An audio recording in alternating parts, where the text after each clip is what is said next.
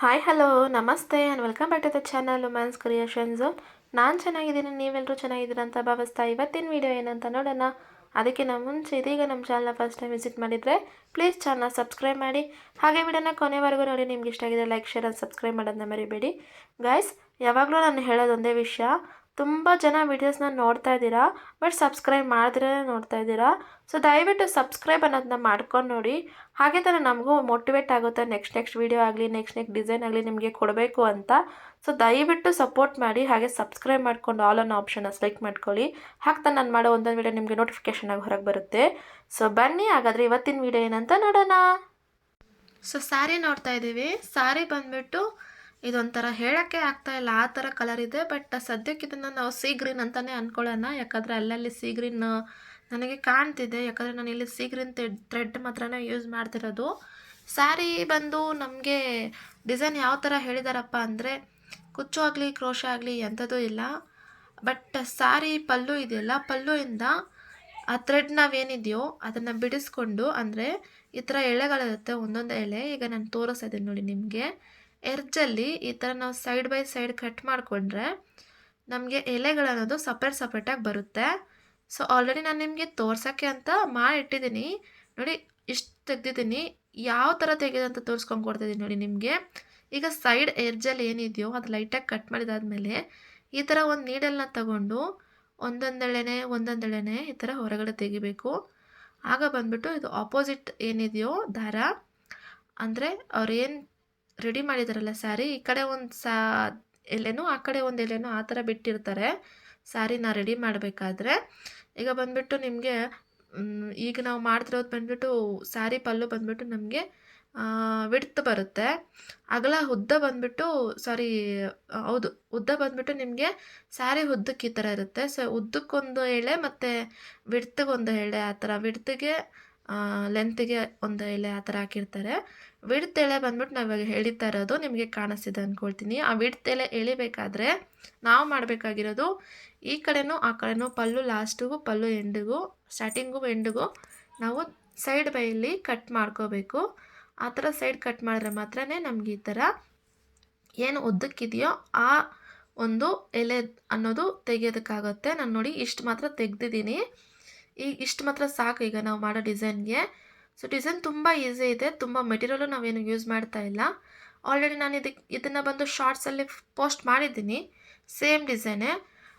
ನಿಮಗೆ ಅದು ಮೇಕಿಂಗ್ ಹೇಗಿದೆ ಅಂತ ತೋರಿಸಿಲ್ಲಲ್ಲ, ಸೊ ಅದಕ್ಕೋಸ್ಕರ ಈ ಸ್ಯಾರಿಯಲ್ಲಿ ತೋರಿಸೋಣ ಅಂತ. ಶುರು ಮಾಡೋಣ ತಡ ಇಲ್ದಿರ. ಸೊ ನೋಡಿ ನಿಮಗೆ ತೋರ್ಸೋಕ್ಕೆ ಅಂತ ಆಲ್ರೆಡಿ ನಾನು ಮಾಡಿಟ್ಟಿದ್ದೀನಿ. ನಾನು ಹೇಳಿದ್ದೆ ನಾನು ಆಲ್ರೆಡಿ ಇದನ್ನು ಶಾರ್ಟ್ಸಲ್ಲೇ ಅಪ್ಲೋಡ್ ಮಾಡಿದ್ದೀನಿ ಅಂತ, ಆದರೆ ಮೇಕಿಂಗ್ ಇಲ್ಲ ಅಂಥೇಳಿ.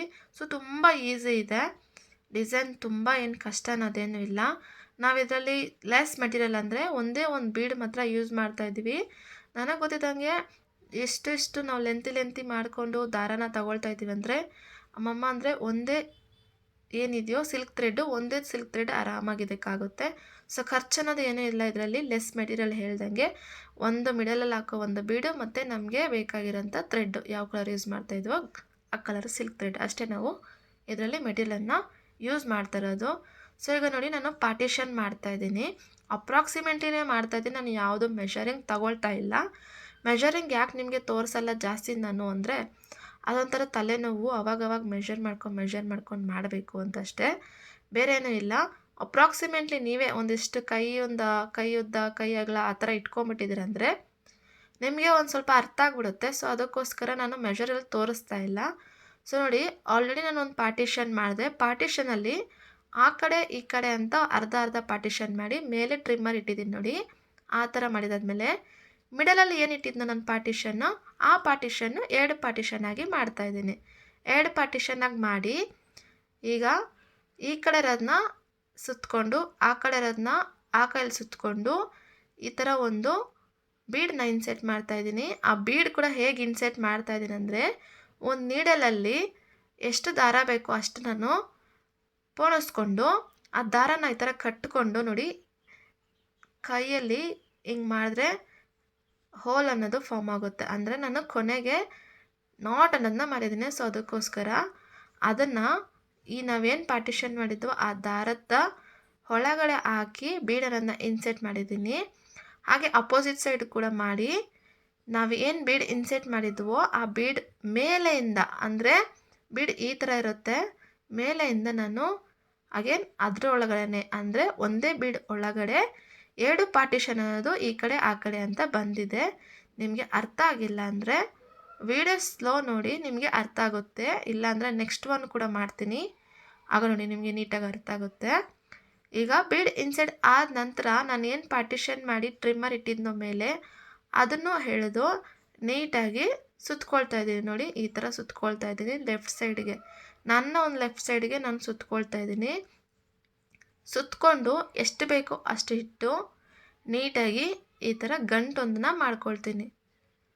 ನೋಡ್ಕೊಳ್ಳಿ, ಈ ಥರ ಸುತ್ತಕೊಂಡು ಎಷ್ಟು ಬೇಕೋ ಅಷ್ಟು ಮಾತ್ರ ನೋಡಿ ಈ ಥರ ಗಂಟನ್ನು ನೋಡಿ ಕಾಣಿಸ್ತಿದೆ ಅಂತ ಅಂದ್ಕೊಳ್ತೀನಿ. ಈ ಥರ ಗಂಟಂತನ ಹಾಕ್ಕೊಳ್ತಾ ಇದ್ದೀನಿ.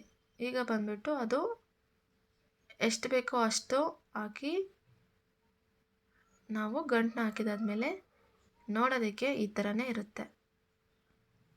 ಸೊ ಆಲ್ರೆಡಿ ನಿಮಗೆ ಅರ್ಥ ಆಗಿದೆ ಅಂತ ಅಂದ್ಕೊಳ್ತೀನಿ. ಅರ್ಥ ಆಗಿಲ್ಲ ಅಂದರೆ ಅಗೇನ್ ತೋರಿಸ್ತೀನಿ ನೋಡಿ. ಅಪ್ರಾಕ್ಸಿಮೇಟ್ಲಿ ನಾನು ಪಾರ್ಟಿಷನ್ನ ತಗೊಳ್ತಾ ಇದ್ದೀನಿ ನೋಡಿ, ಈ ಕಡೆಯಿಂದ ಈ ಕಡೆ, ಅಂದರೆ ನಾನು ಕ್ರಾಸಾಗಿ ತಗೊಳ್ತಾ ಇದ್ದೀನಿ. ಸ್ಟ್ರೈಟಾಗಿ ಯಾವತ್ತೂ ತಗೋಬಾರ್ದು. ಕ್ರಾಸಾಗಿ ನಾನು ಪಾರ್ಟಿಷನ್ನ ತೆಗೆದು ಆ ಕಡೆ ಈ ಕಡೆ ಅಂತ ಸ್ವಲ್ಪ ತಗೊಂಡು ಅದನ್ನು ಡಿಸ್ಟರ್ಬ್ ಆಗಬಾರ್ದು ಅನ್ನೋಕ್ಕೋಸ್ಕರ ಮೇಲೆ ಮಾಡಿ ಟ್ರಿಮ್ಮರನ್ನು ಅದರ ಮೇಲೆ ಇಟ್ಟಿದ್ದೀನಿ. ಅಂದರೆ ಡಿಸ್ಟರ್ಬೆನ್ಸ್ ಅವಾಗವಾಗ ಆಗುತ್ತೆ ಅನ್ನೋಕ್ಕೋಸ್ಕರ ಆ ಥರ ಮೇಲೆ ಮಾಡಿ ಟ್ರಿಮ್ಮರ್ನ ಇಟ್ಟು ಈಗೇನು ಮಿಡಲ್ ಪೋರ್ಷನ್ ಇದೆಯೋ ಆ ಮಿಡಲ್ ಪೋರ್ಷನ್ನ ಅದನ್ನು ಎರಡೆರಡು ಸಪ್ರೇಟ್ ಪಾರ್ಟಿಷನ್ ಮಾಡ್ತಾಯಿದ್ದೀನಿ. ಸಪ್ರೇಟ್ ಪಾರ್ಟಿಷನ್ ಆದಮೇಲೆ ಈಗ ನೋಡಿ ನಾನು ಏನು ಹೇಳಿದ್ನಲ್ಲ, ಸೂಜಿನ ರೆಡಿ ಮಾಡಿಟ್ಟಿದ್ದೆ ಅಂತ ಹೇಳಿದ್ರೆ ನಾಟ್ ಮಾಡಿ ಆ ಸೂಜಿನ ಒಂದು ಪಾರ್ಟಿಷನ್ ಒಳಗಡೆ ಹಾಕಿ ಬೀಡರೋದನ್ನ ಇನ್ಸೆಟ್ ಮಾಡ್ತಾಯಿದ್ದೀನಿ. ಕಾಣಿಸ್ತಿದೆ ಅಂತ ಅಂದ್ಕೊಳ್ತೀನಿ ನಿಮಗೆ.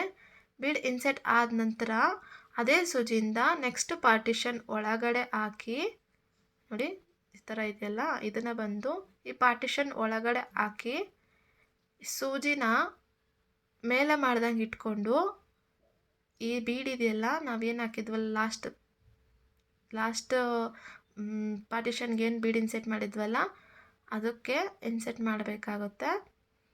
ಸ್ವಲ್ಪ ಜಾಸ್ತಿ ಆಗೋದಂಗಿತ್ತು, ಸೊ ಅದಕ್ಕೋಸ್ಕರ ಅದನ್ನು ಸ್ವಲ್ಪ ರಿಮೂವ್ ಮಾಡಿದೆ. ನೋಡಿ ಈ ಥರ ಸೂಜಿನ ಆ ಪಾರ್ಟಿಷನ್ ಒಳಗಡೆ ಹಾಕಿದಾದ್ಮೇಲೆ ಮೇಲೆ ಥರ ಮಾಡಿ ಸೂಜಿನ ಬೀಡ್ ನೋಡಿ ಈ ಥರ ಕೆಳಗಡೆಯಿಂದ ಮೇಲೆ ಬರೋ ಥರ ನಾವು ಸೂಜಿನ ಹೊರಗಡೆ ತೆಗಿಬೇಕು. ಆಗ ಬಂದು ನಮಗೆ ಅದು ಅದೇ ಬೀಡ್ ಒಳಗಡೆ ಹೊರಗಡೆ ಬರುತ್ತೆ. ಕಾಣಿಸ್ತಿದೆ ಅಂತ ಅಂದ್ಕೊಳ್ತೀನಿ, ಅರ್ಥ ಆಯಿತು ಅಂತ ಅಂದ್ಕೊಳ್ತೀನಿ.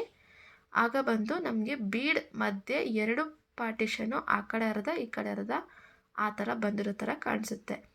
ಈಗ ನಾವು ಎಕ್ಸ್ಟ್ರಾ ಅಂದರೆ ಸ್ಟಾರ್ಟಿಂಗಲ್ಲಿ ಏನೋ 2 ಪಾರ್ಟಿಷನ್ನ ಮೇಲೆ ಇಟ್ಟಿದ್ವೋ ಆ ಪಾರ್ಟಿಷನ್ನು ಒಟ್ಟು ಮಾಡಿ ಎಷ್ಟು ಬೇಕೋ ಅಷ್ಟು ಸುತ್ತಕೊಂಡು ನೀಟಾಗಿ ಗಂಟನ್ನೋದನ್ನ ಹಾಕ್ಕೊಳ್ಳೋಣ. ಸೊ ಈ ಫಸ್ಟು ಸ್ಟೆಪ್ ಏನಿದೆಯೋ ಈ ಫಸ್ಟ್ ಸ್ಟೆಪ್ ಬಂದ್ಬಿಟ್ಟು ಸಾರಿ ಫುಲ್ಲು ಇದೇ ಥರ ಇರುತ್ತೆ. ಅರ್ಥ ಆಯಿತು ಅಂತ ಅಂದ್ಕೊಳ್ತೀನಿ. ನಾನು ಫುಲ್ ಮುಗಿಸ್ಬಿಟ್ಟು ನಿಮಗೆ ತೋರಿಸ್ಕೊಂಡು ಕೊಡ್ತೀನಿ. ಈಗ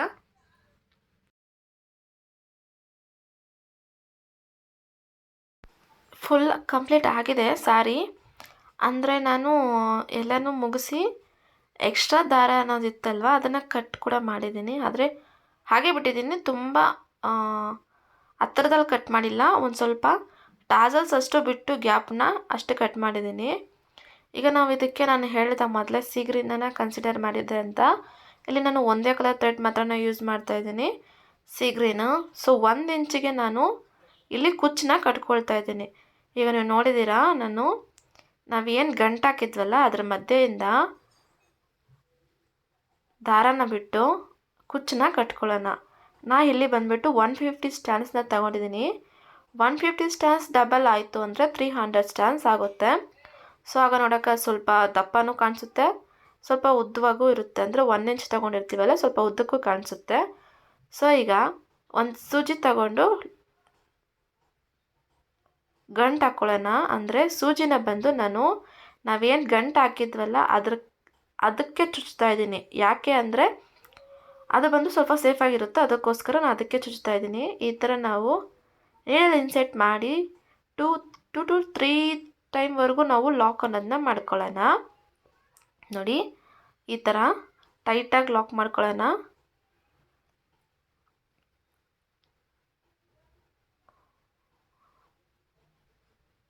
ಲಾಕ್ ಆದ ನಂತರ ಸೂಜಿನ ಬ್ಯಾಕ್ ಸೈಡಿಂದ ಹೊರಗಡೆ ತೆಗೆಯೋಣ. ಈಗ ನೋಡಿ 3 ಸರಿ ನಾನು ಲಾಕ್ ಅನ್ನೋದನ್ನ ಮಾಡ್ಕೊಂಡಿದ್ದೀನಿ. ಇದು 4ನೇ ಸರಿ ಲಾಕ್ ಮಾಡ್ತಾಯಿದ್ದೀನಿ. ಈಗ ನಾನು ಹಾಗೆ ಕುಚ್ಚನ್ನ ಬ್ಯಾಕ್ ಸೈಡ್ ಮಾಡಿ ಕುಚ್ಚು ಹಿಂದ್ಗಡೆಯಿಂದ ನೀಡಲ್ನ ಬಿಟ್ಟು ದಾರ ಅನ್ನೋದನ್ನ ಹೊರಗಡೆ ತೆಗೆದಿದ್ದೀನಿ. ಈಗ ನನಗೆ ಎಷ್ಟು ಬೇಕೋ ಅಷ್ಟು ಕುಚ್ಚು ಬಿಟ್ಕೊಂಡು, ಅಂದರೆ ನಾನು ಹೇಳಿದ 1 ಇಂಚ್ ತಗೊಳ್ತಾ ಇದ್ದೀನಿ ಅಂತ. ಸೊ 1 ಇಂಚ್ ಅಷ್ಟು ನಾನು ಕುಚ್ಚನ್ನೋದನ್ನ ಬಿಟ್ಟು ಕಟ್ ಮಾಡ್ಕೊಳ್ತಾ ಇದ್ದೀನಿ ಈಗ. ಸೊ ಇಷ್ಟೇ ಗಾಯ್ಸ್, ನಾನು ಹೇಳಿದ್ದೆ ನಿಮಗೆ ತುಂಬ ಈಸಿ ಇದೆ ಡಿಸೈನು ಅಂತ. ಸೊ ಫಸ್ಟು ಸ್ಟೆಪ್ ಬಂದ್ಬಿಟ್ಟು ನೀವು ನೋಡ್ಕೊಂಡಿದ್ದೀರ ಅಂದರೆ ಆರಾಮಾಗಿ ಕುಚ್ಚು ಕಟ್ಟೋದು ಎಲ್ಲರಿಗೂ ಬರುತ್ತೆ. ಸೊ ಕುಚ್ಚು ಕಟ್ಟೋರು ಆರಾಮಾಗಿ ಬೇಬಿ ಕುಚ್ಚಿಂದ 1 ಇಂಚ್ ಕುಚ್ಚು ಕಟ್ಟೋದು ಅದು ಮಾಡೋವಂಥದ್ದು ವಿಷಯ. ಸೊ ಅದಕ್ಕೋಸ್ಕರ ನಾನು ಡೆಪ್ತಾಗಿ ತೋರ್ಸೋಕ್ಕೆ ಹೋಗಿಲ್ಲ ನಿಮಗೆ. ಸೊ ಯಾಕೆ ನಾನು ಅದನ್ನು ಬಿಡೋಕ್ಕೆ ಹೇಳಿದ್ದೆ ಪಿಂಕ್ ಅಂದರೆ ಸ್ವಲ್ಪ ಎಕ್ಸ್ಟ್ರಾ ಬಿಡೋಕ್ಕೆ ಹೇಳಿದ ದಾರ ಅಂದರೆ ನೋಡಿ ಈ ಥರ ಫುಲ್ಲಾಗಿ ಕಟ್ ಮಾಡಿದ್ರೆ ಒಳಗಡೆ ಈ ಥರ ದಾರ ಇರೋದು ಕಾಣಿಸಲ್ಲ. ಸ್ವಲ್ಪ ಬಿಟ್ಟು ಈ ಥರ ಕಟ್ ಮಾಡಿದ್ದೀವಿ ಅಂದರೆ ಕುಚ್ಚು ಅಷ್ಟಿಗೆ ಕಟ್ ಮಾಡಿದ್ದೀವಿ ಅಂದರೆ ನೋಡೋಕ್ಕೆ ನೀಟಾಗಿ ಕಾಣಿಸುತ್ತೆ. ಅದಕ್ಕೋಸ್ಕರ ನಾನು ಬಿಟ್ಟು ಕಟ್ ಮಾಡಿದ್ದೀನಿ ಸ್ವಲ್ಪ. ಅಂದರೆ ನಾವು ಎಷ್ಟು ಕುಚ್ಚು ಕೊಡ್ತೀವೋ 1 ಇಂಚಿಗೆ ಅಷ್ಟಿಗೆ ಬಿಟ್ಟು ಕಟ್ ಮಾಡಿದ್ದೀನಿ. ಸೊ ಈ ಥರ ಇರುತ್ತೆ ಡಿಸೈನು. ಅಂದರೆ ಇಷ್ಟೇ ಸ್ಟೆಪ್ ಇರುತ್ತೆ. ಅಂದರೆ ಮೇಕಿಂಗ್ ಬಂದ್ಬಿಟ್ಟು ಇಷ್ಟೇ ಇರುತ್ತೆ. ತುಂಬ ಇದ್ರಲ್ಲಿ ಕಷ್ಟ ಅಂತದ್ದು ಏನೂ ಇಲ್ಲ. ಇದಕ್ಕೆ ಬಂದ್ಬಿಟ್ಟು ನೀವು ಲೆಸ್ ಮೆಟೀರಿಯಲ್ ಯೂಸ್ ಮಾಡ್ತಾ ಇದ್ದೀರಾ, ಜಾಸ್ತಿ ಏನು ಕೆಲಸನೂ ಇಲ್ಲ, ಬೇಗ ಅರ್ಥ ಆಗೋಯ್ತು ಅಂದರೆ ವಿತಿನ್ ಹಾಫ್ ಆನ್ ಅವರ್ ಒಳಗಡೆ ಈ ಡಿಸೈನ್ ಅನ್ನೋದು ಕಂಪ್ಲೀಟ್ ಮಾಡ್ಬೋದು. ನೋಡಿ ಈಗ ಫೈನಲ್ ಆಗಿ ಫುಲ್ ಸ್ಯಾರಿ ಅನ್ನೋದು ಫಿನಿಶ್ ಮಾಡಿದ್ದೀನಿ ನಾನು. ಅಂದರೆ ಅದು ಸ್ವಲ್ಪ ಸುಕ್ ಬಿದ್ದಂಗಿರುತ್ತೆ. ಒನ್ಸ್ ನೀವು ಐರನ್ ಮಾಡಿದ್ದೀರಂದರೆ ಅದು ಆರಾಮಾಗಿ ಸ್ಟಿಫಾಗಿ ಕುತ್ಕೊಳ್ಳುತ್ತೆ. ಸೊ ಈಗ ಅದು ಬಂದ್ಬಿಟ್ಟು ಒಂದು ಸ್ವಲ್ಪ ಸುಕ್ ಬಿದ್ದಂಗೆ ಕುತ್ಕೊಳ್ಳುತ್ತೆ. ಸೊ ಇದು ಬಂದು ಫೈನಲ್ ಔಟ್ಕಮ್ ಗಾಯ್ಸ್. ಹೋಪ್ ನಿಮಗೆ ಇಷ್ಟ ಆಗಿದೆ ಮತ್ತು ಅರ್ಥ ಆಗಿದೆ ಅಂತ ಅಂದ್ಕೊಳ್ತೀನಿ. ತುಂಬ ಈಸಿ ಇದೆ ಡಿಸೈನು. ಇದು ಬಂದು ನಾನು ಹೇಳಿದಾಗೆ ಲೆಸ್ ಮೆಟೀರಿಯಲ್ ಅಲ್ವಾ. ಸೊ ನೀವು ಬಂದುಬಿಟ್ಟು ಇದಕ್ಕೆ 350 - 400 ಒಳಗಡೆ ಚಾರ್ಜ್ ಮಾಡ್ಬೋದು. ಪ್ಲೇಸ್ ಮೇಲೆ ಡಿಪೆಂಡ್ ಆಗುತ್ತೆ. ಅದೇ ಕೂಡ ಜಾಸ್ತಿ, ಯಾಕಂದರೆ ನಾವು ಇಲ್ಲಿ ಜಾಸ್ತಿ ಮೆಟೀರಿಯಲ್ ಏನು ಯೂಸ್ ಮಾಡ್ತಾ ಇಲ್ವಲ್ಲ. ಅಂದರೆ ನಿಮಗೆ 50 ರೂಪಾಯಿ ಒಳಗಡೆ ಖರ್ಚಿರುತ್ತೆ. ಸೊ ಹೋಪ್ ನಿಮಗೆ ಈ ವಿಡಿಯೋ ಇಷ್ಟ ಆಗಿದೆ ಅಂತ ಅಂದ್ಕೊಳ್ತೀನಿ. ಇಷ್ಟ ಆಗಿದ್ದರೆ ಲೈಕ್ ಮಾಡೋದನ್ನ ಮರಿಬೇಡಿ. ಹಾಗೆ ವಿಡಿಯೋನ ಕೊನೆವರೆಗೂ ನೋಡಿದ್ದಕ್ಕೆ ನಿಮ್ಮೆಲ್ಲರಿಗೂ ತುಂಬ ಧನ್ಯವಾದಗಳು. ಮುಂದೆ ಮತ್ತೊಂದು ವಿಡಿಯೋದಲ್ಲಿ ಮತ್ತೆ ನೋಡೋಣ. ಅಲ್ಲಿವರೆಗೂ ಎಲ್ಲರೂ ಸೇಫ್ ಆಗಿರಿ ಅಂತ ಹೇಳ್ತಾ ನಾನು ವಿಡಿಯೋನ ಮುಗಿಸ್ತಾ ಇದ್ದೀನಿ. ನಮಸ್ಕಾರ.